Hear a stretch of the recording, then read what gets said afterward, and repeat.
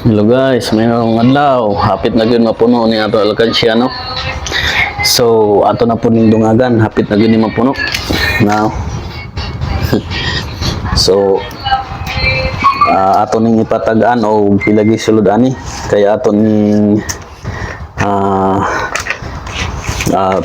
tagaan na to og GCash ang makatagaan og pilagi sulod ani kay may na lang ang mo comment mohatag lang og GCash number aron pag ihap ani og kinsay tama ang kuan bisag mukulang og isa or musobra og isa basta pinakaduol nga maka tag-an ani pilay sulod ani pohon no mon siya tag piso ni siya 1.5 liters ang gisundan.